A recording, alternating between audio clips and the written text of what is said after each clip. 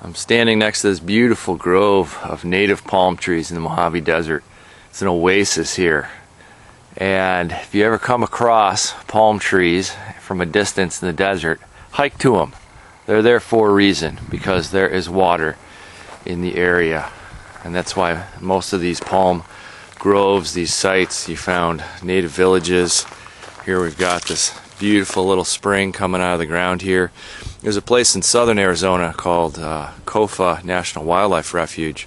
There's lots of bighorn sheep and cougars, and it's there, or Cofa's there, because of this huge grove of beautiful palm trees that you can see for miles and miles and miles. So if you're to come across something like this, and you really only see this in the southern desert, you're not going to see this in the Great Basin Desert in Oregon and Utah and that kind of thing. This would definitely be something worth hiking to, and another means of finding water in the arid regions. You'd find the same kind of thing in the Middle East and Africa as well. In fact, a lot of the vegetation we have and flora we have in the southwest is found over in places like Afghanistan and Iraq. You've got prickly pear over there, you've got juniper. There's a lot of overlap with the desert regions of the world in terms of the flora and even some of the fauna. Good shelter material here as well. Fire making material. You can meet a lot of your needs in this area.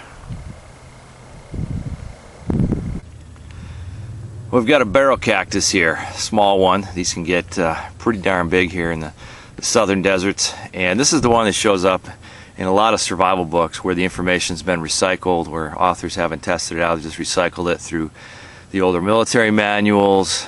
Shows up in some of these theatrical survival reality TV shows. And this is something that, the books say, oh, you can get water out of this.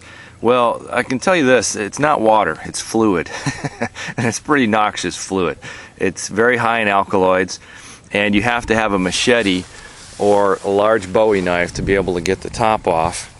And then once you get the top off, you've got to mash up the pulp on the inside. And then you can dip your bandana or shirt or whatever in there, wring it out.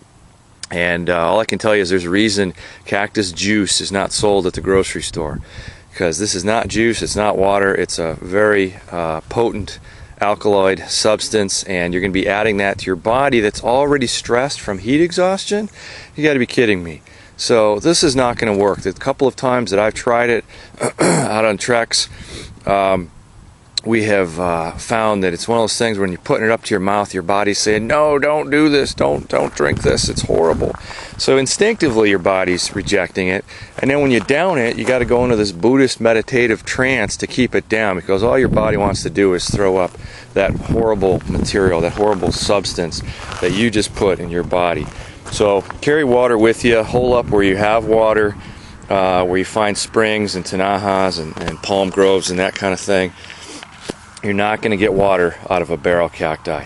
And even if you were to cut one of these open, you'd have to know which of the 5 is the non-toxic version, the Cactus Wisleni, because there's only one. So don't listen to some of these reality shows. Got the misinformation being spread around, and and some of the literature out there.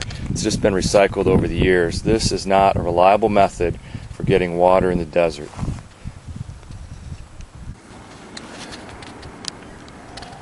Standing by one of the entrances to the park here in Southern California, and they have a really nice display of desert succulents. And these are not plants, they're cacti are called succulents.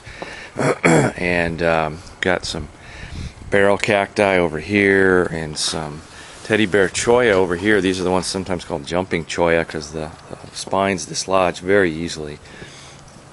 We've got some Beavertail cacti over here. These are the ones I like using when I need to gather medicinal cacti pads for burns or scrapes, or even spider bites, scorpion stings, that kind of thing.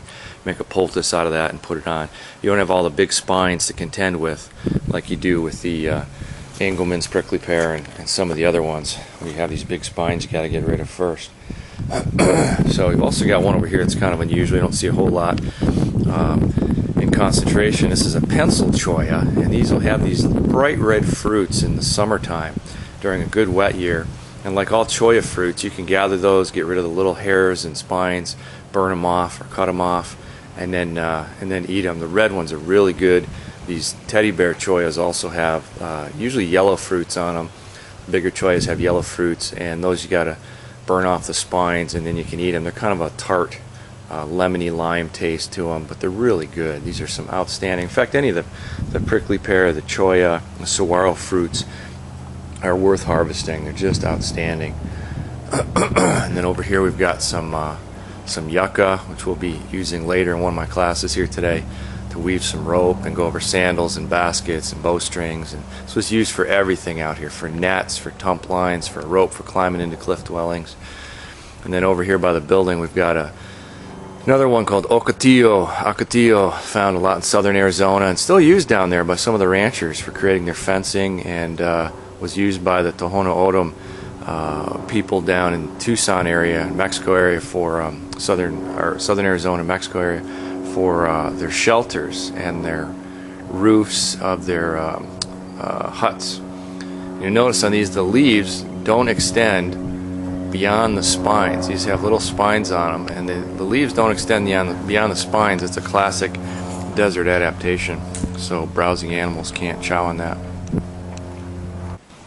Here's an agave over here, also called shindagger, mescal, century plant. About every 80 to 100 years this desert plant will send up a stalk, and this stalk will be anywhere from 4 to 10 feet long, and the bats will come at night and pollinate it, and it'll spread its pollen around, that kind of thing, and then that's it, it'll die. But those stalks were used for making into quivers. Some people make didgeridoos out of them, and this is what tequila is made out of. But it's called shindagger for a reason. It's not as flexible as yucca. We've got a yucca over here, and yucca, that's what you can cut right now and use for your cordage. You're not going to get any rash from it like you will with the agave. Agave's got a milky sap, which is kind of nature's hazmat symbol for not messing with it. So if you're going to cut an agave and use it, you'd want to let it dry for about a week and then pound it and separate the fibers.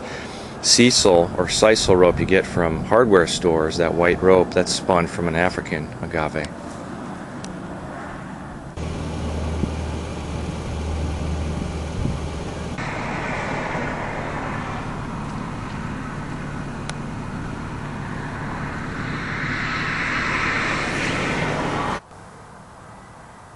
I'd like to thank you again for watching this video.